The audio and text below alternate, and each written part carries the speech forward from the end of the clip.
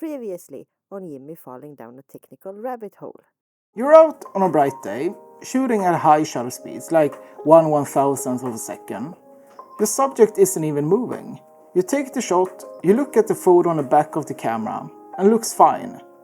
You get home, zoom to 100%, and it's just not there. The photo is soft. Maybe not catastrophically blurry, but not sharp, not where it should be. And your camera gave you nothing. No warning, no flag, just a soft photo it seemed completely fine with. That was the intro from a video I made a while back, all about how your camera's in-body image stabilization, IBIS, can actually cause micro jitter and ruin your photos at fast shutter speeds. If you haven't watched it yet, you definitely should. There's some good information in there after this video, of course, link in the description. While the physics behind that video holds up, after reading through hundreds of your comments, I need to raise my hand and admit something. I gave you an incomplete story. The truth is, I had a massive blind spot, and it happened because of the way I personally shoot, because I spend 99% of my time shooting quiet, static, rural scenes on a wide 12 to 45mm lens. I completely overlooked what happens when you step outside of that specific creative bubble, especially if you shoot long telephoto lenses or if you shoot on full frame. So today we're doing a complete reset. We're going deep under the hood to look what IBIS actually is, how those floating sensors physically work, why a super fast shutter speed like 1/1000th of a second actually don't freeze the micro jitter, and why full-frame shooters really notice this problem. And if you stick around until the end, we're also going to look at why that claim of 7 to 8 stops of stabilization printed on almost every modern camera box is actually one of the biggest marketing myths in photography, and why chasing those numbers might be setting you up to fail. Small nerd warning for today, but let's get into it. To understand why IBIS misbehaves at fast shutter speeds, and why I got called out by wildlife and sports photographers in my last video, we first have to understand what your sensor is actually doing when you power on the camera. In the old days of film and DSLRs, your image sensor or film plane was mechanically clamped to the physical chassis of the camera. It was a brick. But with IBIS, your sensor isn't bolted down to anything. It's literally levitating in mid-air inside a magnetic field. You can think of your IBIS system as having two parts, the brain and the muscle. The brain is a collection of microscopic gyroscopes and accelerometers. They're constantly measuring angular rotation, pitching up and down, panning left and right, or rolling as a steering wheel, as well as linear shifting along the X and Y axis. This navigation system is incredibly fast, sampling your movements anywhere from 1,000 to 10,000 times every single second. The muscle is a series of electromagnets called voice coil motors, and they surround that levitating sensor block. When the brain calculates that your hands just twitched a microscopic amount to the left, it fires an electrical current to the magnets, instantly shoving the levitating silicon block to the right to cancel out the movement. It is essentially an active, high-speed optical drone hovering inside your camera body. At slow shutter speeds, say 1/15th or 1/30th of a second, this system is pure magic. It smoothly glides back and forth, cancelling out your clumsy human handshake and giving you crisp low-light photos without a tripod. But what happens when we crank the shutter speed up to 1/1000th or 1/2000th of a second on a sunny day? This was most likely the most asked question in the comments in the last video. If 1/1000th of a second is fast enough to freeze a running cheetah or a bird in flight, how on earth does it not freeze the microjitter of the IBIS? The answer comes down to a battle of frequencies. Human handshake is a very low frequency movement. When you hold a camera, your hands naturally wobble and sway at roughly 4 to 10 cycles per second, what engineers call 4 to 10 Hz. A fast shutter speed like 1/1000th of a second easily slices through that slow laser wobble. To a fast exposure window like that, human hands look completely frozen in time. But remember those voice coil motors holding your sensor? They aren't moving 4 to 10 Hz. Because that levitating silicon block is actively being driven by electromagnets, updating thousands of times a second, the actuator itself vibrates and hunts for dead center at ultra-high frequencies, often hundreds or thousands of hertz. During a 1/1000th of a second exposure, which is a 1 millisecond window, an electromagnetic actuator vibrating at 2000 Hz still completes 2 full back and forth cycles. Because the sensor is levitating instead of being clamped down, that high-frequency electromagnetic buzz physically drags the pixels across the light entering the lens. You aren't capturing human handshake. You're capturing the high-frequency vibrations of the camera's stabilization motors.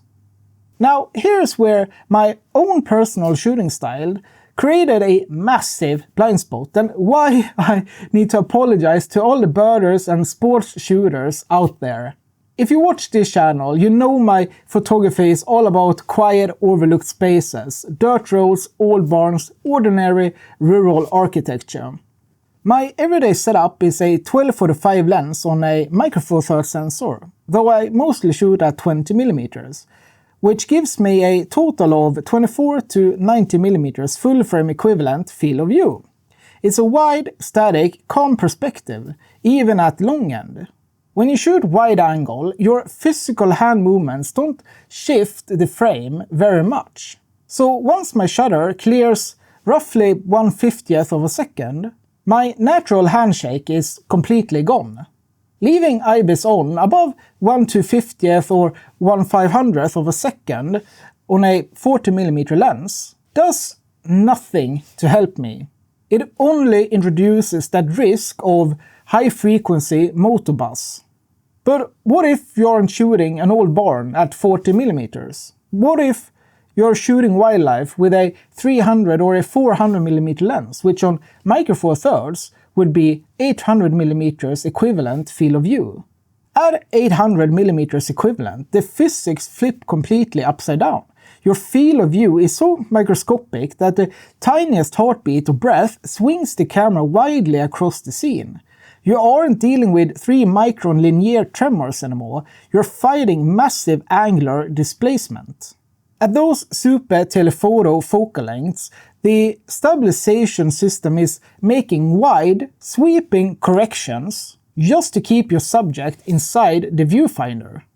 The visual benefit of preventing your frame from jumping around completely dwarfs the tiny sub-pixel micro-jitter of the floating sensor.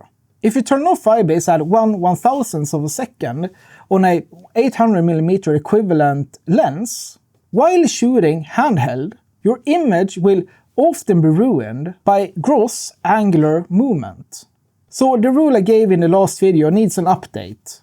On wide to normal lenses, turn IBIS off at high shutter speeds or use anti-shock. On long telephoto lenses, keep it on, because the angular shake is always a bigger threat than the motor jitter.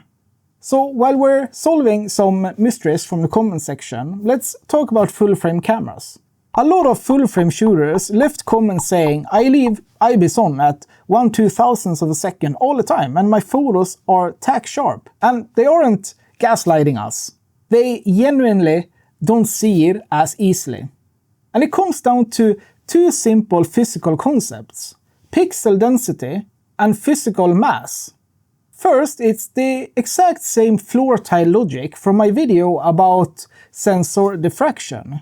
A standard 24 megapixel full frame sensor spread its pixels across a surface area 4 times larger than on my own 5. If an IBIS motor vibrates and shifts the sensor by 3 microns during a high-speed shot, on my dense Micro Four Thirds sensor, that 3 micron smudge drags across 2 or 3 neighboring pixels. It shows up immediately when you zoom in to 100%. And second, look at the physical mass of the sensors. A full-frame sensor block is a massive, heavy piece of silicon and glass compared to a Micro Four Thirds sensor. Because that block has significantly more physical mass and inertia, it takes a massive amount of electromagnetic force to move it, and it naturally resists high-frequency twitching. It's like pushing a heavy SUV versus a featherlight bicycle. The bicycle twitches and overshoots at the slightest tap, while the heavy vehicle moves smoothly and deliberately. Because our Micro Four Thirds sensors are so small and light, our IBIS systems are ridiculously fast and responsive, which is exactly why Micro Four Thirds is considered to have one of the world's best IBIS systems. But that exact same featherlight mass makes them more susceptible to high-frequency motor buzz at high shutter speeds. So now, when we know how this floating silicon works, we have to talk about how camera brands market it. Because if you've looked at any kind of marketing on a new camera, you've probably seen claims like up to 7 or 8 stops of stabilization. This is, in my opinion, without a doubt, one of the biggest marketing illusions in the photography industry today. A stop of stabilization isn't a fixed measurement of time like a second or a millisecond. A stop simply means having your shutter speed. So when a manufacturer claims 7 or 8 stops, the first question you should ask is 8 stops from what baseline and on what lens? Let's do the math. If I'm shooting my everyday 40mm equivalent focal length, the classic reciprocal rule says my baseline handheld limit without IBIS is around 1/50th of a second. If my camera actually gave me 8 true stops of stabilization from that starting line, the math says I should be able to handhold a 5-second exposure with guaranteed sharpness. If it gave me 10 stops like the Hasselblad X2D Mark II claims, for example, I would be handholding a 16-second exposure. Think about standing out in a field trying to handhold a camera for 16 seconds.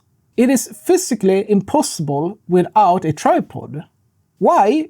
Because over 16 seconds you breathe, your heart beats, your blood pumps, and your entire torso sways back and forth by an inch or two like a tree in the wind.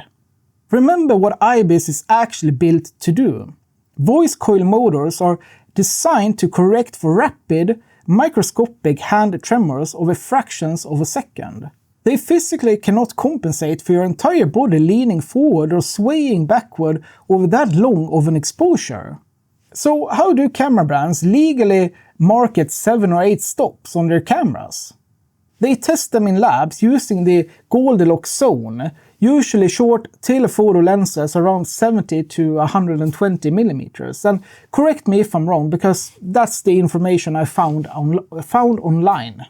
So if you put on a 100mm lens on a camera, your starting handheld baseline without IBIS is around 1/100th of a second, because the lens magnifies your shake. If an IBIS system gives you 6 or 7 stops of reduction at that focal length, it brings your safe handheld speed down from 1/100th of a second to roughly a full 1 second exposure. That is a massive, incredible, physically achievable real-world benefit. But when the marketing departments take those short telephoto lab numbers and slap them onto the spec sheet, wide-angle shooters buy it expecting physics-defying miracles that the hardware was never built to deliver. At the end of the day, admitting where we got things wrong or where our own shooting style blind us to the physics is how we grow as photographers.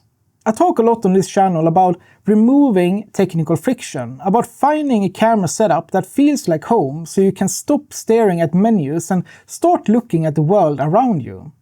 But removing technical friction doesn't mean ignoring the science. It means understanding your tool so intimately that all the guesswork and anxiety just fade away. When you know that your levitating sensor is vibrating at thousands of hertz. You understand why you turn off IBIS at 1/1000th of a second on a wide lens. When you understand angular shake, you know why you leave it on with a telephoto lens. And when you understand the marketing math behind 8 stops of stabilization, you stop feeling like a failure when you can't handhold a 5-second landscape shot. The gear finally gets out of your way. And when the gear gets out of your way, you can just walk and you can just see. Which is the whole reason we picked up a camera in the first place. And before I do the outro, I just want to quickly mention that all the exhibition prints from Mellanrummet are available on the website. Not all of them, but many of them are available. So if you want to check them out, you can click the link down in the description. Anyways, that's it for today, guys. Thank you so much for watching. I hope you enjoyed the video, and if you did, give it a like and consider subscribing. I appreciate it so much. But until next time, have a good day or evening whenever you're watching this. Out!